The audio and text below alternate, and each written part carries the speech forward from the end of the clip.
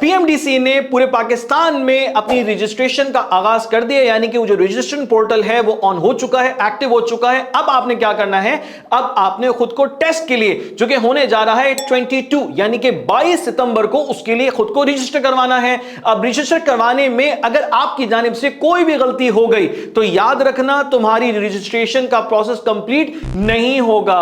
गलती होगी तो तुम अपना टेस्ट हो सकता है कंडक्ट ना कर सको। तो भाई इस वीडियो में मैं तुम्हें बता रहा हूं चंद बुनियादी बातें कि जिसको तुम फॉलो करोगे तो तुम्हारी रजिस्ट्रेशन का प्रोसेस बहुत स्मूथली पूरा हो जाएगा।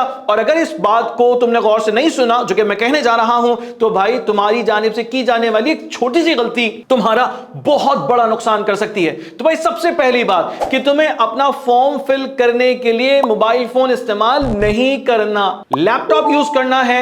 लैपटॉप पे तुमने अपना इस्तेमाल कर रखना है फॉर्म को फिल करने के लिए, रजिस्ट्रेशन करवाने के लिए। मोबाइल फोन को इस्तेमाल इसलिए नहीं करना बिकॉज मोबाइल फोन में अक्सर जो है वो नेटवर्क का इशू आता है, कभी प्रॉब्लम आती है, कभी जो है वो हमें कुछ चीजें सेव करनी होती है तो प्रॉपर्ली सेव नहीं कर पाते। तो भाई लैपटॉप का इस्तेमाल कीजिएगा अपने रजिस्ट्रेशन फॉर्म को फिल करने के लिए। पहली बात आपकी मुकम्मल हो जाती है। दूसरी बात जो कि और बहुत ज्यादा अहम है और वो ये कि आपने अपनी रजिस्ट्रेशन करवाने से पहले अपने लैपटॉप में जो आपके डॉक्यूमेंट्स रिक्वायर्ड हैं उनकी आपके पास स्कैन पिक्चर होनी चाहिए। उसकी पिक्चर आपके पास स्कैन फॉर्म में होनी चाहिए। सीएनआईसी है, बेफॉर्म है, इसी से डोमिसाइल है, ठीक है, आपके इंटर का रिजल्ट है, जो बच्चे ए लेवल्स के उनकी इक्विवेलेंस होगी तो इक्विवेलेंस सर्टिफिकेट उनके पास होना चाहिए और उस सर्टिफिकेट की पिक्चर उनके पास लैपटॉप में होनी चाहिए। और फिर उसके बाद तुम्हारी अपनी पिक्चर, तुम्हें अपनी पिक्चर किसी शादी की और वलीमे की नहीं डालनी है भाई, अपनी पिक्चर डालनी है ब्लू बैकग्राउंड के साथ प्रॉपर फॉर्मेट में बनी हुई। तो तुम्हारी पिक्चर होनी चाहिए स्कैन फॉर्म में,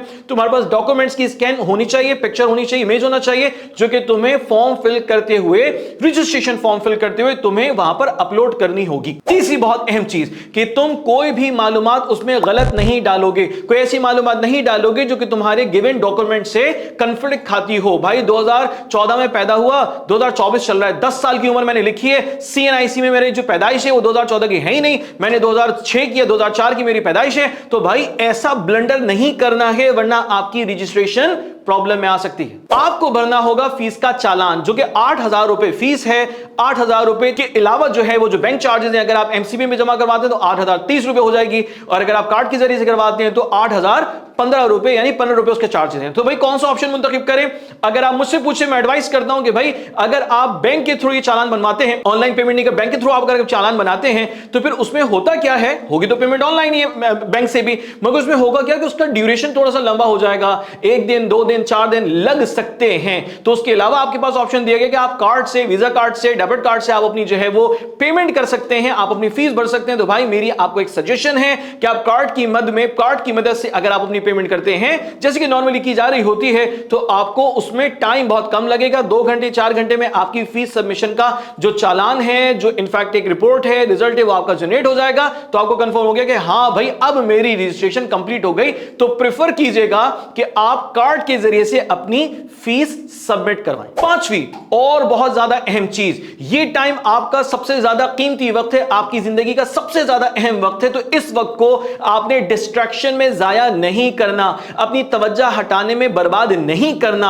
आपने अपनी तवज्जो को अपनी स्टडीज पर, अपनी लर्निंग पर इनफैक्ट बिल्कुल इंग्रोस्ड हो जाना है। आपने उस स्टडी के अंदर 100% इंगेज हो जाना है। भाई खुदारा किसी ऐसी चीज को फॉलो मत कीजिएगा कि जिससे आपका वक्त बर्बाद हो रहा हो और उसका हासिल कुछ ना हो। तो अब आ गई है सबसे अहम बात जो कि पॉइंट नंबर 6 है। तो भाई आपने जब आप फॉर्म फिलअप कर रहे हैं तो आपने अपने शहर का इंतखाब, अपने प्रोविंस का इंतखाब सोच समझ कर करना है। मैं कराची में रहता हूं, कराची मेरा शहर है, मैं कराची के किसी भी जो जगह है जहां पर मुझे टेस्ट कंडक्ट करने का मौका दिया जाता है टेस्ट देने का, तो मैं उसका इंतखाब कर रहा हूं। सिटी मेरा कराची है, प्रोविंस मेरा सिंध है। तो भाई मेरा टेस्ट जो है वो कंडक्ट हो रहा है, पीएमडीसी गवर्न कर रही है, मगर प्रोविंशियल बेसिस पे यूनिवर्सिटीज को अथॉरिटी दी गई है कि वो टेस्ट कंडक्ट करवाएं डिफरेंट सेंटर्स में। तो भाई इस बात को समझ लें कि आपने सिटी का, प्रोविंस का जो इंतखाब करना है वो जल्दबाजी में नहीं करना, बेवकूफी से नहीं करना, मतलब ऐसे नहीं करना कि बस कुछ भी लिख दो, ऐसा नहीं करना भाई। जो तुम्हारा प्रोविंस, जो तुम्हारा सिटी जहां तुम रहते हो तो उससे करीब तरीन सेंटर में जाकर तुम टेस्ट देना प्रेफर करते हो तो भाई उसका इंतखाब करना। आप एमडीकेट 2024 के टॉपर बन सकते हैं मगर सिर्फ पढ़ाई करके,